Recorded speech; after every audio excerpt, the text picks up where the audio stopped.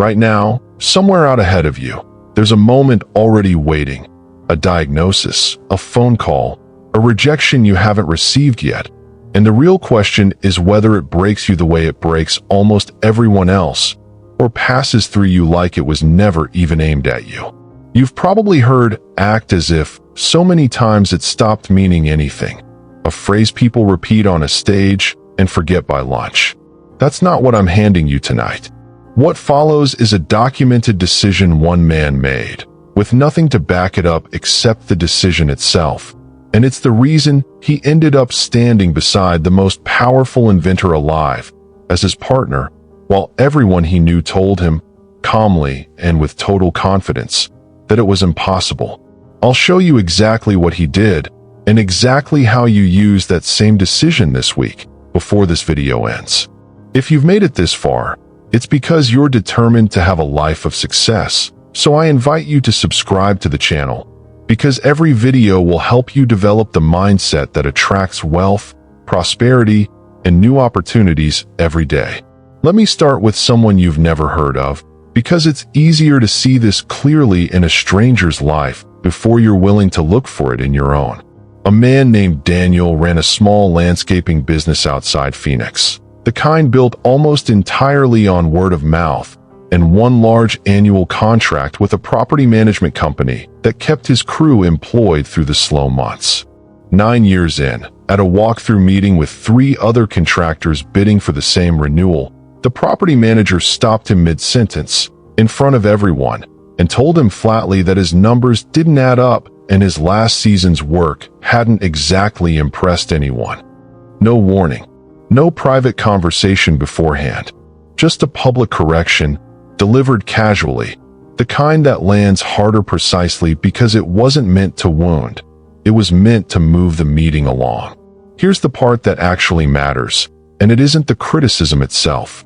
It's what Daniel did in the 11 seconds after it landed. He didn't argue. He didn't apologize. He didn't let his shoulders drop or his voice climb half an octave the way almost everyone's does when they've just been humiliated in front of people whose opinion they need. He finished his sentence. He asked a clarifying question about the drainage specs on the east lawn, exactly the way he would have asked it if nothing had just happened at all. One of the other contractors told me later that the strangest part of the whole meeting wasn't the criticism. It was that Daniel seemed, genuinely, untouched by it. He wasn't untouched. He told me himself, months afterward, that he'd spent the entire drive home replaying it, that his chest stayed tight through dinner, that he lay awake rehearsing 4 different comebacks he wished he'd said instead. Nothing about what happened inside him matched what the room saw. And that gap, between what he felt and what he showed, is the exact thing I need you to notice, because almost everyone assumes composure like that has to be fake, has to be some kind of performance or suppression. It wasn't. Daniel had spent close to 2 years, deliberately, training himself to do exactly one thing whenever a hit like that landed. Keep functioning at the same pace, in the same tone, as if the ground underneath him hadn't moved. Not because he didn't feel it, because he decided, on purpose, that the feeling didn't get to run the next 60 seconds of his behavior. He lost that bid. The property manager gave the contract to someone younger, someone cheaper. By any ordinary measure, that meeting was a straightforward defeat, and if the story ended there, it would just be one more forgettable setback in a small business owner's ordinary year.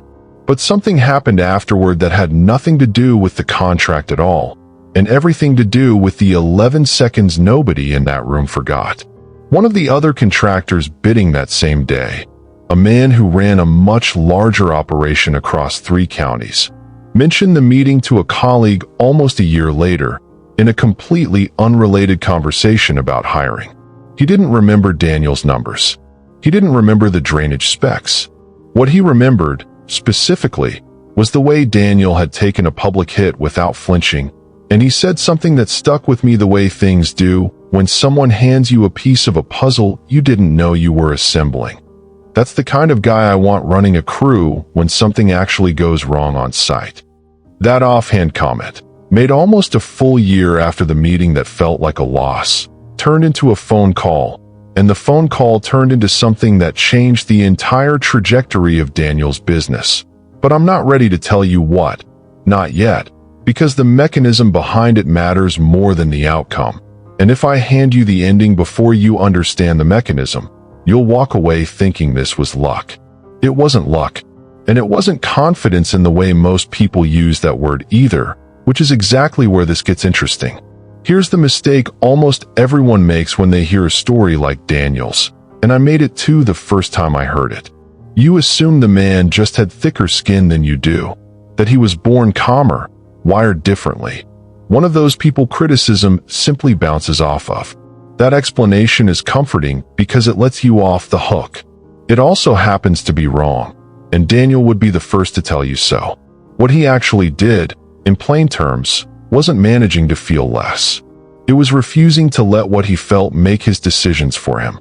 Those are two different skills, and confusing them is exactly why so many people try this once, fail, and quietly conclude it isn't possible for someone like them.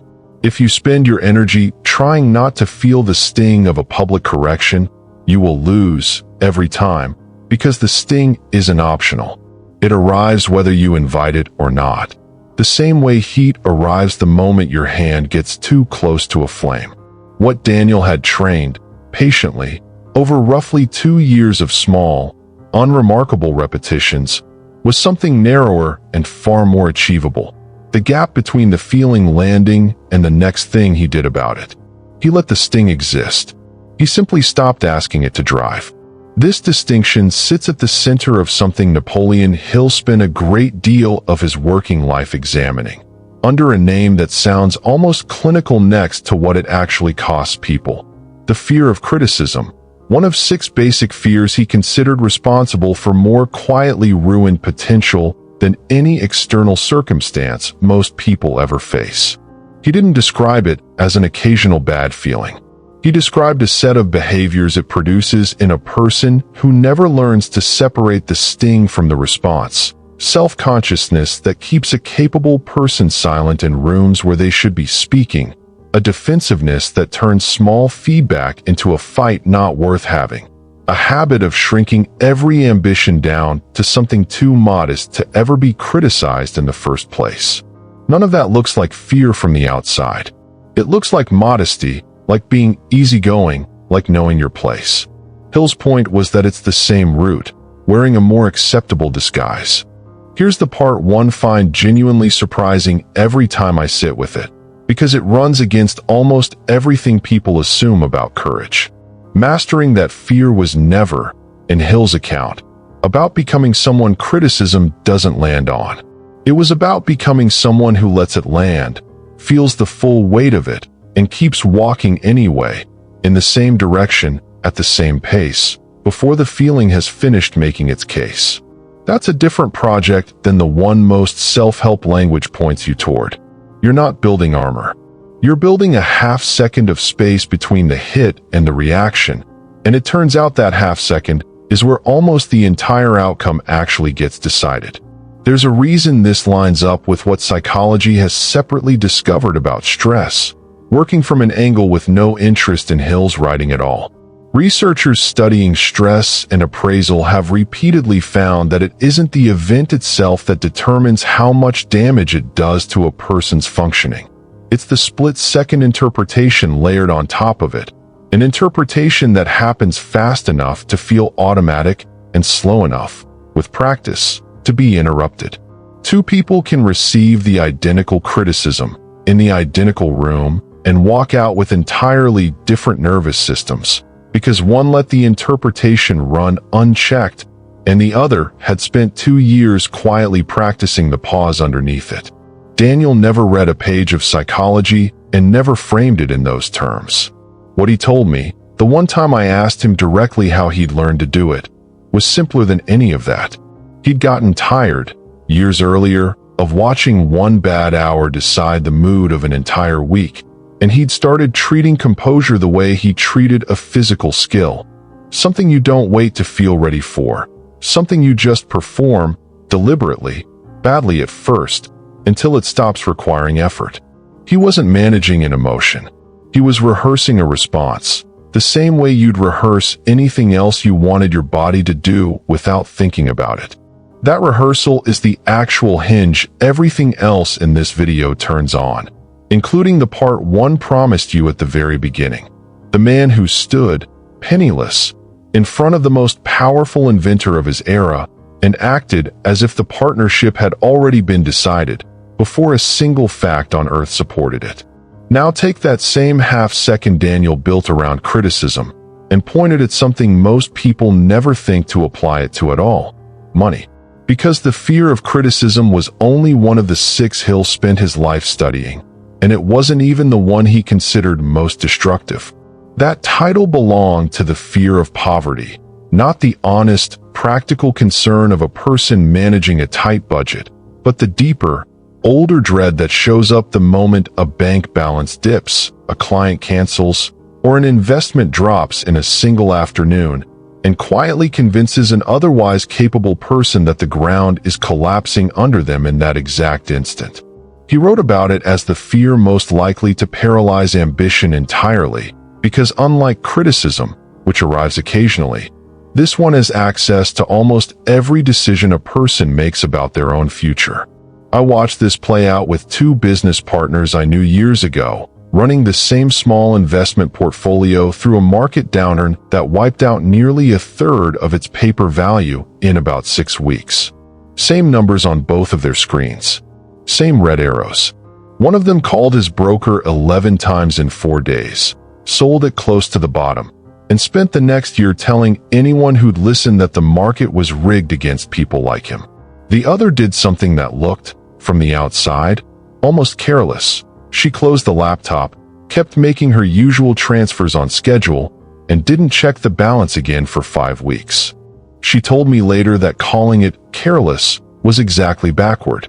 She'd felt every bit of the fear her partner felt, the tightness in the chest, the 3 a.m. calculations, the temptation to check the number one more time. What she'd trained, over several earlier downturns that had cost her real money before she learned anything from them, was the same gap Daniel used in that meeting. Let the fear register fully and refuse to let it write the next transaction. Not denial, not obliviousness. A half-second of space, deliberately held open, between the drop on the screen and whatever her hand was about to do about it. 5 years later, the portfolio that got sold at the bottom never came close to recovering what it lost, because panic doesn't just cost you the drop. It costs you the entire recovery that follows it, permanently, the moment you sell into the fear instead of through it. Hers had not only recovered, it had roughly tripled, not because she'd predicted anything or timed anything cleverly, but because she'd simply stayed in the room long enough for time to do what it does. The single decision that separated those 2 outcomes wasn't intelligence, and it wasn't luck. It was which one of them let a feeling drive, and which one let it exist without touching the wheel. This is the part that should genuinely unsettle you, the same way it unsettled me the first time I understood it clearly. Wealth, in almost every documented case Hill studied in the men and women he interviewed for his own work, wasn't built primarily by people who felt less fear than everyone else during a setback. It was built by people who felt the identical fear and had simply rehearsed, deliberately, what to do with their hands while it passed through them. The market doesn't know your name, and it certainly doesn't reward the people who are unbothered by it. It rewards, almost mechanically, the people who stay functional while being thoroughly bothered, which means this was never about becoming fearless in the first place. It was always about becoming someone whose next move doesn't ask fear for permission. If you're ready to stop letting a bad number decide your next move, and you want to start proving to yourself, on purpose, that you're the kind of person prosperity actually flows toward instead of away from, write "I attract wealth" in the comments right now. Not as decoration, as the first deliberate repetition of a decision made in front of other people, the same way Daniel made his in that meeting and my friend made hers with a closed laptop. I read every one, and the version of you who types that today has already interrupted something the version who scrolls past it is still, right now, letting run the show. There's a question I think you've been sitting with since Daniel's story, even if you haven't said it out loud yet, and I want to answer it directly instead of dancing around it. What if you're just not built that way? What if some people genuinely come out of the womb steadier, and the rest of us are stuck reacting to every hit exactly the way we always have? I understand why that question feels true. It doesn't feel like a skill you're missing. It feels like a trait you were or weren't handed. But watch what happens when you look at where that steadiness actually shows up most reliably in the real world, because it isn't where you'd expect it, and it's almost never explained by temperament. Walk into any emergency room on a Friday night and you'll find nurses moving at a pace that looks, to an outsider, almost unervingly calm, checking vitals, calling for supplies, speaking in a level voice to a patient whose family is falling apart 3 feet away. Nobody believes those nurses were simply born without the capacity for panic. Most of them will tell you, if you ask honestly, that their first year on the floor was the worst year of their life, full of shaking hands and sleepless nights, and the same racing heart everyone else in that room is currently fighting. What changed wasn't their wiring. It was repetition, the same chaotic scene, encountered hundreds of times, until the body learned exactly what Daniel's body learned in that meeting. The feeling is allowed to exist, and the hands keep working anyway. This is where Hill's writing connects to something modern neuroscience didn't exist yet to describe in his own lifetime, though the underlying mechanism is the same one either way. The brain builds its fastest, most automatic pathways by repetition, strengthening whichever response gets rehearsed most often, regardless of whether that response happens to be useful or destructive. A driver doesn't consciously decide to ease off the gas at a yellow light after 20 years behind the wheel. The response has been repeated so many times it no longer needs a decision at all. The exact same machinery that makes a nurse calm under pressure and a driver safe at a yellow light is the machinery Daniel spent 2 years quietly training on purpose, and the machinery my friend with the closed laptop had built through several earlier downturns that taught her the hard way. None of it required a different personality walking in. It required a different repetition, chosen deliberately, held on to past the point where it felt unnatural.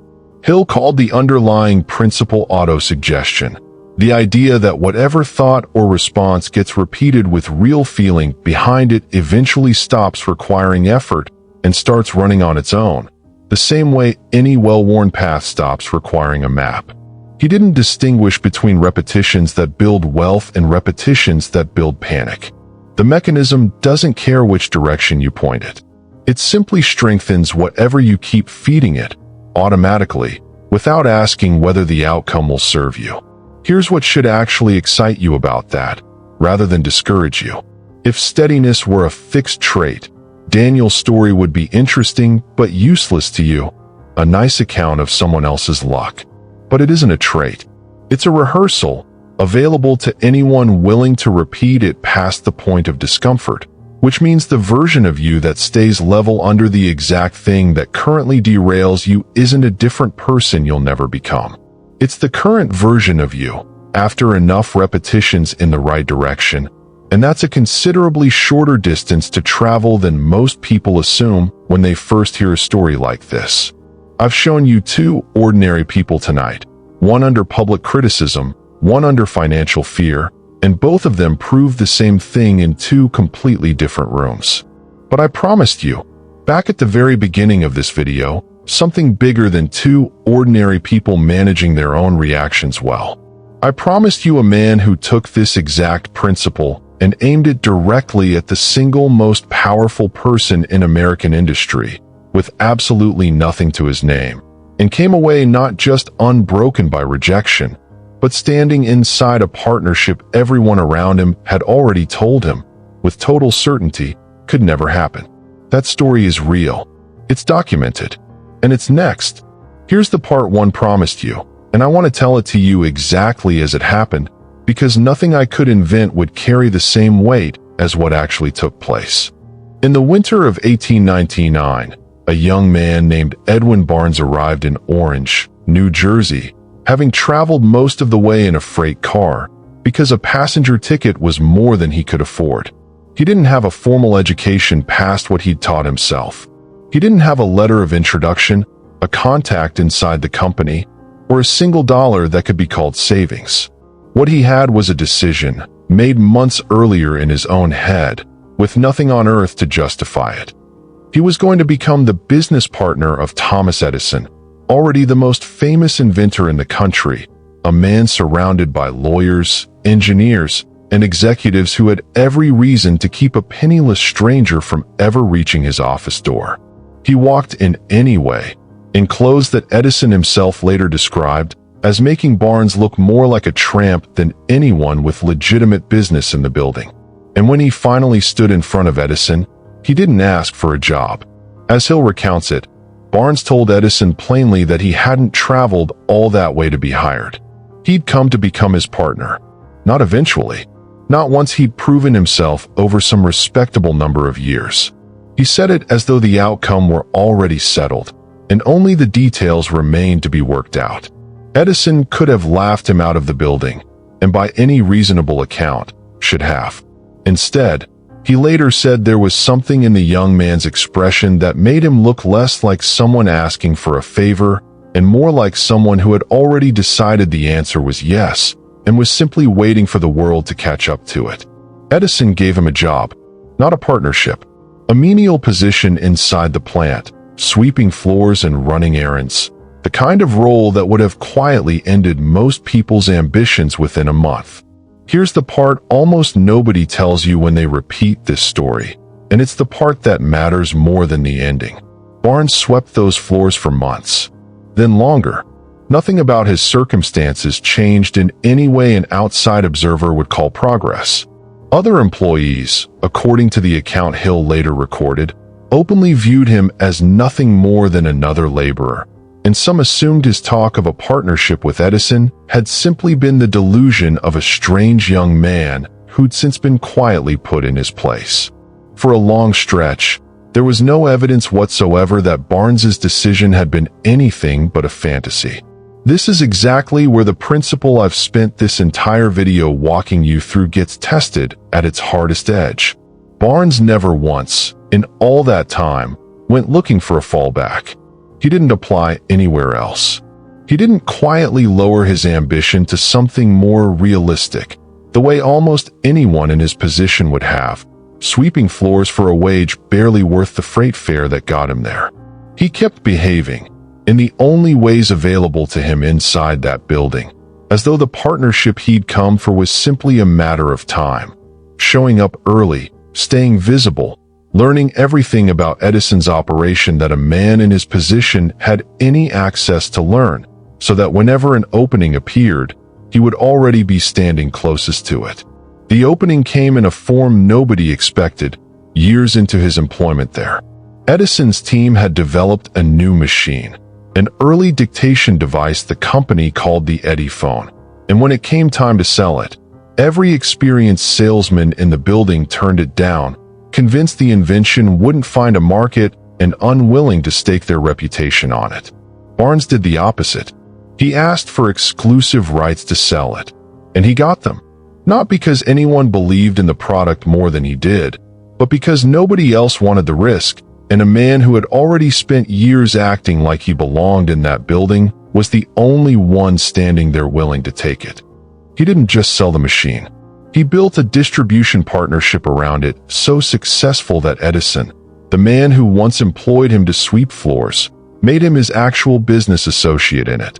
The exact outcome Barnes had declared, with nothing to support it, on the day he first walked through that door. Hill, who documented Barnes's account directly, pointed to this case for the rest of his working life as proof of something he considered nearly universal, a decision held without wavering through years that offered no evidence it was working, eventually meets the one moment where it was always going to pay off, but only for the person who never quietly downgraded the decision while waiting for that moment to arrive. I want to stop here and say something I think you're already half thinking, because skipping past it would make everything I've told you so far a little dishonest. What about the ones who didn't make it? For every Edwin Barnes who walked into a stranger's office with nothing and came out a partner, there were almost certainly dozens of other young men in 1899 who did something similar, held the same unshaken conviction, and simply never got their Eddie phone. History doesn't write their names down. Nobody makes a video about them a century later. And if I let you walk away thinking conviction alone guarantees the outcome, I'd be selling you exactly the kind of grandiose promise this channel isn't built on. So let me be precise about what the principle actually claims, because it's narrower than the story makes it feel, and the narrower version happens to be the one that's actually true. Acting as if nothing can touch you was never a guarantee that Edison's door would open. It was a guarantee of something smaller and, in its own way, more useful, that if it ever did open, Barnes would be the one standing closest to it, already positioned, already known, already the kind of person the opportunity could recognize. The men who gave up after 6 months and went looking for steadier work weren't foolish. They made a reasonable decision by any ordinary measure. They just weren't in the building anymore on the day the Eddie phone needed someone willing to sell it. This is the part where I think about Daniel again and my friend with the closed laptop, because their stories carry the same honest limitation. Daniel's composure in that meeting didn't force the contractor with the larger operation to call him a year later. Nothing about staying steady creates an opportunity out of thin air.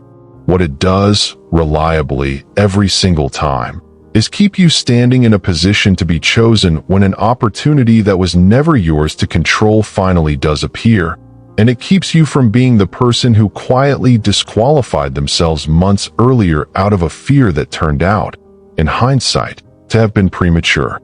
There's a distinction worth drawing here, because it separates this from denial, and denial is exactly what critics of this kind of thinking are usually, rightly, afraid of. There's a difference between the fact of your circumstances and the verdict you attach to them, and it's worth being exact about which one you're allowed to argue with. Barnes being penniless in 1899 was a fact. He never denied it, never pretended otherwise, never spent money he didn't have to look the part. What he refused was the verdict everyone around him had already reached about what that fact meant for his future, that a man arriving by freight car with no letter of introduction had no business imagining a partnership with the most famous inventor alive. The poverty was real. The ceiling other people placed on top of it was not a fact. It was an opinion, delivered with enough confidence that most people mistake it for one. That's the actual skill underneath everything I've shown you tonight, and it has nothing to do with pretending your circumstances are better than they are. You can be genuinely broke and still refuse the verdict that broke is what you are. You can genuinely lose a bid, genuinely watch a portfolio drop, genuinely sweep floors for years with nothing to show for it, and still decline to accept anyone else's forecast about where that leaves you standing 5 years from now. The fact stays. The verdict is the only part that was ever negotiable, and almost nobody realizes it's negotiable at all. I think most people who've heard the phrase act as if and dismissed it were reacting, understandably, to the version that asks you to lie to yourself about the fact. What I'm describing asks something considerably harder and considerably more honest. Feel the fact completely, and simply refuse to let someone else's verdict about it become the one you carry forward. Barnes felt every mile of that freight car. He just never let it write the next chapter for him. I've been talking to you about Daniel and my friend with the closed laptop and a man who rode a freight car into New Jersey over a century ago, as if I've only ever watched this principle from the outside. That's not the whole truth, and I think it's time I told you my own version of it, because it would be strange to ask you to do something I've never actually had to do myself. For years before I ever recorded a single word for this channel, I was sitting across a desk from a loan officer who told me, in the calm, practiced tone people use when they've delivered the same news 1,000 times, that my small consulting business no longer qualified for the line of credit that had kept it breathing through 2 slow winters. No warning conversation beforehand, just a folder closing and a handshake that felt more like a door being shut. I remember driving home with the exact math already running in my head. How many weeks of payroll I could cover, how many clients I'd have to call, how a decade of work could come apart inside a single afternoon that had nothing to do with how hard I'd worked or how good the work actually was. Here's what I didn't do, and I want to be honest that it wasn't some immediate, graceful act of composure. I sat in my car outside that bank for close to 20 minutes, doing absolutely nothing, feeling exactly what you'd expect a person to feel in that position. What I did after those 20 minutes is the only part that matters. I drove to the office instead of home, sat down, and returned every email on my list that afternoon in the same tone I would have used the day before, when everything still felt secure. I didn't tell my 2 employees what had happened. Not out of dishonesty, out of a decision made in that car. That panic in front of them would cost us more clients than the credit line ever would. I want to be precise about what that decision actually bought me, because it wasn't confidence, and it definitely wasn't relief. The fear didn't go anywhere. It sat in my chest for the better part of 6 weeks while I quietly restructured payment terms with 3 of our biggest clients, moved faster than I ever had on invoices that used to sit for a month, and had exactly the kind of unglamorous, humbling conversations that nobody puts in a highlight reel. None of it looked like the moment in a movie where the music swells. It looked like spreadsheets and phone calls and a version of me that kept showing up at the same desk at the same hour, refusing to let one folder closing become the verdict on everything I'd spent 10 years building. The business survived that year. Barely, and not because of anything dramatic. It survived because the fact of that closed door never got the chance to metastasize into a larger story about who I was or what I was capable of. A story I'm certain I would have started believing if I'd let those 20 minutes in the car stretch into 20 days instead. I think about Barnes sweeping those floors for months with nothing to show for it. And I recognize something in it now that I only understood once I'd lived a much smaller version of the same test myself. The hardest part was never the initial hit. It was the stretch afterward, when nothing was visibly getting better, and the only evidence I had that I'd made the right decision was the decision itself. I'm telling you this not because my story is remarkable. It isn't, and I'd rather you hear an honest, ordinary account than a polished one. I'm telling you because I think there's a version of that loan officer's desk sitting somewhere in your own life right now, present or coming, and I want you to recognize it the moment it arrives, rather than mistaking the fear it brings with it for a verdict about what happens next. Let me turn this into something you can actually use this week, because a principle that only lives in other people's stories isn't worth much to you at 11 o'clock on a Tuesday night when your own version of that closed door shows up. Start with the separation, because everything else depends on it. The next time something lands, a comment, a number, a diagnosis, a rejection, give yourself permission to name, silently and immediately, which part is fact and which part is the verdict trying to attach itself to the fact. The client left. That's a fact. Clients always leave me eventually is a verdict, and it's allowed to be challenged the instant it shows up, the same way Barnes challenged the verdict a room full of confident, credentialed people had already reached about him. Then comes the part that actually takes practice, and I want to be honest that it will feel artificial at first, the same way any new physical skill feels artificial before it becomes automatic. Rehearse the half second on purpose, deliberately, before you feel ready for it. You don't wait for calm to arrive before you act calm, any more than that ER nurse waited for her hands to stop shaking before she picked up the chart. You perform the pace you want your reaction to have, the level voice, the next sentence, the next reasonable action, and the feeling underneath is allowed to still be loud while you do it. Nobody watching you needs to know how loud it actually is in there. There's a third movement, and it's the one Barnes teaches better than anyone else in this story. Refuse the premature downgrade. When something goes wrong, there's an almost irresistible urge to shrink the goal down to something smaller and safer, right then, in the heat of the disappointment, to quietly decide that maybe the partnership, the promotion, the bigger client, was never realistic for someone like you in the first place. That's the decision Barnes never made, not once, through months of sweeping floors with no evidence anything was changing. Don't confirm the smaller version of your life while you're still standing inside the disappointment. Let a few days pass. Let the facts settle before you decide anything permanent about what it means. Fourth, feed the direction you actually want repeated, deliberately. In the two windows your mind is most willing to accept a new instruction without arguing back, the few minutes before sleep and the few minutes after waking, before the day's noise has fully arrived. Choose one sentence, specific to what you're actually working toward this season, and say it with real feeling behind it, not as a chant, but as a private, honest instruction to the part of you that's been quietly running the old verdict on autopilot for years. This is the same terrain Hill pointed to when he described feeding the subconscious on purpose instead of leaving it to absorb whatever fear happened to be loudest that week. And last, act on the smallest available version of as if you actually have access to today, because grand gestures aren't required and usually aren't available anyway. You don't need Barnes's freight car moment to practice this. You need the version that fits your actual Tuesday. Sending the email you've been delaying because you're afraid of the answer, showing up to the meeting you'd rather skip, making the follow-up call you've told yourself isn't worth it yet. Each one of those small actions, chosen while the fear is still present rather than after it's gone, is a single repetition of the exact decision that put Barnes closest to the door when it finally opened, and put Daniel in the room when someone remembered him a year later.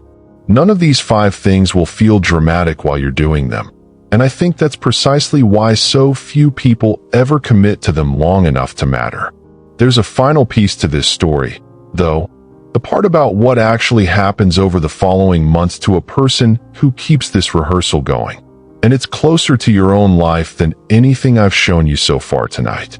I told you, back near the start of this video, that I wasn't ready to tell you what that phone call actually turned into for Daniel, because the mechanism mattered more than the outcome. You understand the mechanism now. So here's the rest of it. The man who ran the larger operation across 3 counties didn't call Daniel to offer him sympathy, and he didn't call about the lost bid at all. He called because his own company had just lost a foreman 2 weeks before their busiest season, and he needed someone he could trust not to fall apart the first time a client screamed at him in front of a crew. He didn't need Daniel's drainage numbers. He needed the 11 seconds. He offered Daniel a subcontract worth roughly 4 times the value of the deal he'd lost the year before, on terms that let Daniel keep his own crew intact and simply borrow his composure out to a company that could actually afford to pay for it. Sit with that for a second, because it's easy to let it pass by as a nice ending without noticing what it's actually telling you. Daniel wasn't hired for what he knew about landscaping. Every contractor in that meeting knew roughly the same things about drainage and soil and seasonal timing. He was hired for something almost nobody thinks to put on an invoice: the simple, rare fact that he could be trusted to stay level when something went wrong, in an industry where something always eventually goes wrong. That trust didn't show up as a line item anywhere. It showed up a year later, as an entire year's income he wouldn't have had any other way. This is the part one think almost nobody tells you when they talk about resilience, because it sounds too practical to be inspiring. Composure isn't just a private, internal comfort. It's a form of currency, quietly accumulating in the minds of everyone who happens to witness it, whether you're aware they're watching or not. People forget almost everything about an ordinary meeting within a week. They remember, for years, the one person in the room who didn't flinch when things went sideways, and they remember it specifically because it's rare enough to be worth remembering. Every time you rehearse that half second, you're not just managing your own nervous system. You're making a deposit into a reputation you can't see accumulating in accounts you don't even know exist yet, that someone, someday, under pressure of their own, is going to need to draw on. Here's what makes this genuinely strange when you think about it carefully. Staying calm under a direct hit is, biologically, the opposite of what your nervous system was built to do. Every mechanism your body evolved runs toward the alarm, not away from it. Faster heartbeat, tightened muscles, a flood of attention narrowing entirely onto the thread in front of you. Daniel's composure in that meeting wasn't the absence of that ancient machinery firing. It was a learned override sitting directly on top of it, and overrides like that don't happen by accident. They happen because someone decided, deliberately, months or years earlier, that the override was worth building, one unglamorous rehearsal at a time, long before there was any specific meeting or any specific loss waiting to test it. I think about my own 6 weeks after that loan officer's desk the same way now. Nobody offered me a 4 times contract for staying steady. What I got instead, quietly, was something closer to what Barnes got in those months of sweeping floors. A version of myself who now knew, with actual evidence instead of just a hope, that the ground could genuinely move and I could still keep functioning on top of it. That knowledge became its own kind of asset, one I've drawn on more times since than I could count, in situations that had nothing to do with a bank or a business at all. There's one more thread left to close, and it's the one that ties Daniel, my own 6 weeks, and a young man on a freight car together into something you're going to carry with you long after this video ends. Here's the thread, and once you see it, I don't think you'll be able to unsee it in your own life either. Every single person I've shown you tonight spent real, unglamorous time in a stretch where nothing was visibly getting better. Barnes swept floors for months with no partnership in sight. Daniel carried the memory of a public humiliation for a full year before a phone call ever came. I spent 6 weeks moving through spreadsheets and hard conversations with no guarantee any of it would matter. In every case, from the outside, that stretch looked like failure sitting still. It wasn't. It was the exact period where the entire outcome was quietly being decided, invisible to everyone, including, most of the time, to the person living through it. Hill told another story, separate from Barnes entirely, that I think belongs here more than anywhere else in this video, because it names the exact danger hiding inside that invisible stretch. A man named R.U. Darby had an uncle who caught gold fever during the boom years and staked a claim, dug for weeks, and finally struck a vein rich enough that he had to borrow machinery and bring in more men just to work it properly. Then, without warning, the vein disappeared. He drilled further. Nothing. He drilled again. Still nothing. After enough failed attempts, he did what felt, at the time, like the only reasonable decision left to make. He sold the machinery for a fraction of its worth to a junk dealer and went home. The junk dealer, before doing anything else, brought in a mining engineer to look at the numbers. The engineer found what Darby's uncle never had, that the vein hadn't vanished at all. It had simply been displaced by a geological fault, and it picked back up again almost exactly 3 feet from where the drilling had stopped. 3 feet of rock stood between a man who quit and one of the richest gold recoveries anyone in that region had seen in years, and neither of them could see that distance from where they were standing at the time. I don't tell you that story to suggest every setback is secretly 3 feet from a fortune, because that would be exactly the kind of grandiose promise I told you earlier I wasn't going to make. I tell you because it names something true about how this actually works, whether the reward on the other side turns out to be a vein of gold, or a subcontract or a partnership with an inventor. You cannot see, from inside the stretch, how close you are to the moment everything turns. Nobody can. That's not a flaw in the method.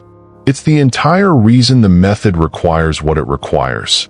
Not certainty, which was never on offer, but a decision held steady enough to still be standing there whichever way the fault line eventually breaks.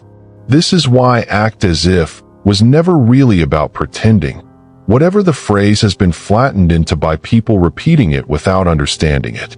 It was always about behavior that outlasts the absence of evidence. Barnes still learning the operation with no partnership offered. Daniel still finishing his sentence with no contract secured. Darby's uncle's 3 additional feet nobody thought to drill because the evidence, at that exact moment, said stop. I think about how many people, right now, tonight, are standing somewhere close to their own 3 feet. A business one hard season from turning, a relationship one honest conversation from repairing, a body one more month of consistent effort from the change they've been chasing, and are making, quietly, the same reasonable, evidence-based decision to put the shovel down. I'm not going to tell you that's always the wrong decision. Sometimes 3 feet is actually 30 miles, and knowing the difference is its own kind of wisdom I can't hand you in a video. What I can tell you is what happens to the people who decide, on purpose, the way Barnes did and Daniel did and Darby's uncle didn't, to keep behaving as though the vein is still there for one more length of rock than feels reasonable. Sometimes nothing, and sometimes everything. At the start of this video, I told you something was already waiting for you. A diagnosis, a phone call, a rejection you haven't received yet, and that the only real question was whether it gets to break you or simply passes through.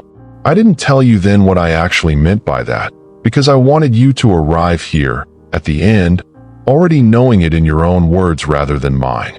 You've met 4 people tonight who all stood in front of the same test, dressed differently each time. A contractor who finished his sentence instead of defending himself. A woman who closed a laptop instead of a position. A man who rode into New Jersey in a freight car and refused, for years, to accept the only job he'd been offered as the whole of what he'd come for. An uncle with a shovel, 3 feet short of everything, who couldn't see what the man who bought his equipment for pennies was about to find. None of them were braver than you.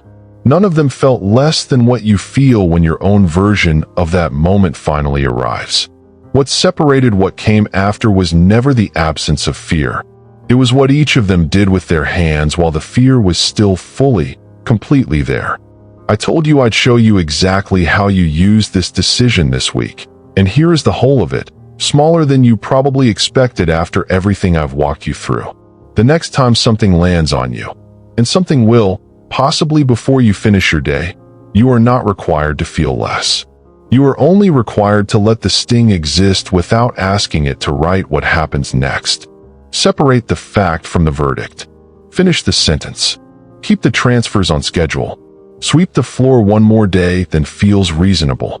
That's the entire method, and it was always going to sound too small the first time you heard it, because every real decision does, right up until you're the one standing on the other side of a year that changed because of it.